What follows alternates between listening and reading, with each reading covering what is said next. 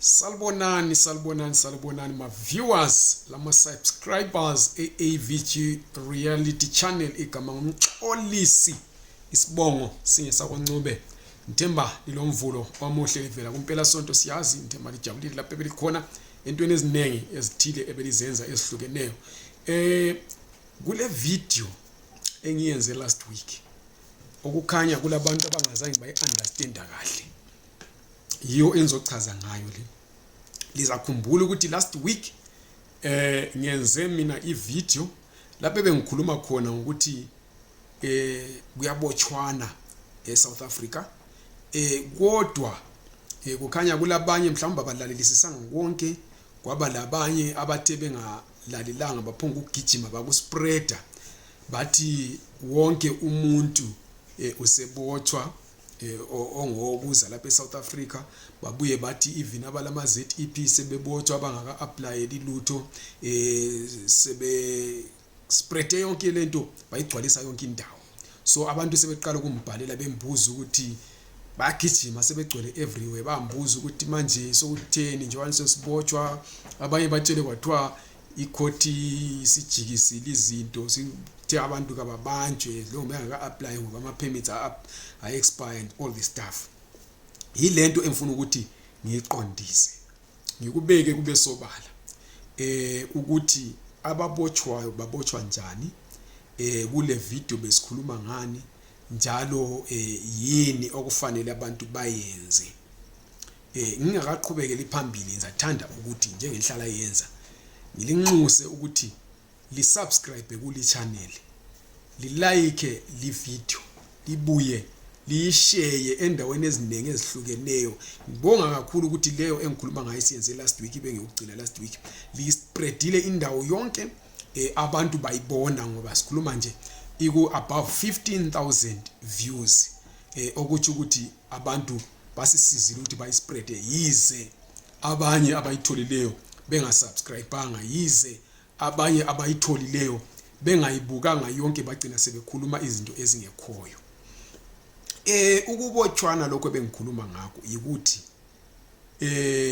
bengingakhulumi exactly ngama police operations sisazokhuluma ngawo lawo kwenye ivideo kumbe ngithi ku live yethu yangolwesithathu kodwa ukubotshwana lokho bengikhuluma ngakho yikuthi uMinister of Home Affairs omutsha uDr Leon Sheba uthe yena iHome Affairs Department izovisita ama companies athile kumbe ngithi ama companies kwela seSouth Africa ihambe ichecka abantu bokuza abaqhatshwe kulawo ma companies ukuthi baqhatshwe ngokuthi balapha ngokusemthethweni na balazo yini izincwadi ezibavumela okokuqala ukuthi babe lapha eSouth Africa balazo yini nxa belazo la kule passport yakho elama days balazo yini izincwadi ezibavumela ukuthi nxa sebelapha eSouth Africa basebenze izabakwazi kulabantu abanezincwadi ababuya bezodinga ukwelatshwa lapha eSouth Africa incwadi leyo ikliye ukuthi wena kumelanga ukuthi uqhatshwe usebenze kulabantu abalama relative visa abathola besiza lapha eSouth Africa kumbe ama spousal permits lawo ma visa iyabe ekuvumela ukuthi ube lapha eSouth Africa njalo usemthethweni ukuthi akula police elingakubopha ukuthi why wena ulapha kodwa leyo ncwadi ayikuvumeli ukuthi usebenze ngoba ibhaliwe ukuthi ngenxa yokuthi ulale incwadi awuvunyelwa ukuthi usebenze kungakho yilabo abacheckwayo iHome Affairs yafika ingene kumbe kuse restaurant kumbe kuseplazini lapho sebenza khona kumbe kuyipi firm osebenza kiyo icheck ukuthi hayi abantu elibaqhatshileyo ithatha iroster ichecke bisithola ukuthi hayi kulomxolisi Ncube uqhatshiwe la ku construction company leyi yaqhatshwe enjalo sicela ukubona amaphepha okuba seSouth Africa ndoda ngikhiphe ipassport yami elama days angu 90 that is 3 months engizivunyelwe ngomnyaka bethi okay wena you are here ngokusemthethweni kodwa sicela ukubona ipermit ekuvumela ukuthi uqhatshwe kuleli icompany ibisiswelakala bathi bona bazabopha ke abantu abaqhathwe ngokungekho emthethweni. Sengikhulume labantu abaningi kakhulu abanye bandithumele ama messages bathi hayi into leyo ikhulumayo iliqiniso. Sesokutholakele kulabanye asebengenelwe emankampanini abo, batholakala abanye benamaphepha, abanye bebe applyela ama waiver. Kodwa nxa uapplyele iwaiver kodwa ule ZEP, iZEP iyakuvumela ukuthi usebenze. Noma ungaka applyeli iwaiver kodwa ule ZEP uyavunyelwa ukuthi usebenze kuze kuyefika umhla ka 31 December. So ngithi mina angikhulume kugcwale umlomo ukuthi akekho umuntu ole ZEP whether use applyele iwaiver o akakayi applyeli, whether use applyele ipermit le entsha iZEP extension kumbe kakayi applyeli, osecaleni kumbe obotshwayo ngenxa ukuthi uqhatshiwe kumbe obotshwayo ngenxa ukuthi uzihambele estradini. Ngoba iwaiver yakho leyo, iZEP yakho leyo iyakuvumela ukuthi ube South Africa kuze kuyefika umhla ka 31 December 2024. Iyakuvumela futhi ukuthi uqhatshwe eSouth Africa kuze kuyefika umhla ka 31 December 2024. Ukudlulela phambili sokuzodependa ukuthi wena usu applyile yini for a new permit kumbe an extension to that particular permit olayo, kumbe so applyile yini iwaiver ulinde impendulo. Nxa umhla ka 31 December siyafika kuyikuthi akukayenziwa lutho nguhulumende, kuthi ukuthi bazo extenda uzaqhubeka futhi njalo ukustatus leso okiso manje. Ngithemba usizwisiseni, akula muntu wewaiver obotshwayo, akula muntu wewaiver ufanele ethuke ma iHome Affairs isiza lapho asebenza khona. Akula muntu, in fact owe ZEP not wewaiver, akula muntu we ZEP okufanele ukuthi ethuke nxa ehlangana namapolisa endleleni, nxa amapolisa emisi imoto yakhe, nxa amapolisa kumbe iHome Affairs isiza lapho asebenza khona. Ngoba usemthethweni ukuba seSouth Africa njalo usemthethweni ukuthi usebenze eSouth Africa, usemthethweni futhi njalo ukuthi wenze ibusiness eSouth Africa. So ngithenga ucacise lokho. Kube sosiba njalo labantu abalama ZEP, whether applyele iwaiver kumbe not, whether applyele i-mainstream visa or not, whether applyele i-extension yeZEP or not, abasibuzayo ukuthi bayahamba bayiZimbabwe mabejika baphiwa ama days benze njani ngakho lokho. Usemthethweni wena lapha up to mhla ka 31 December 2024 in the nearest. So don't panic, ama days lawo abakuphe wona awatsho lutho ngoba wena ule permit, akula muntu ozokwenza lutho.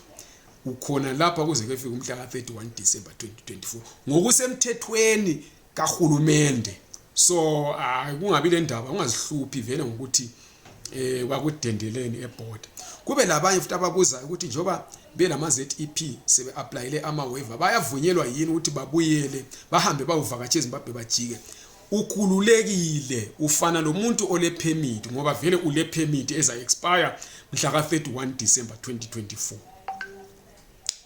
Ngithemba siyazwisisana ke kuloko bantu bakithi. Ngithe mina angizocacisa ke kuloko ukuthi hayi nxa ule ZEP don't panic, usemthethweni njalo nxa uqhatshwe ngokusemthethweni, iwaiver ilokuze ni permit yakho iyakuvumela.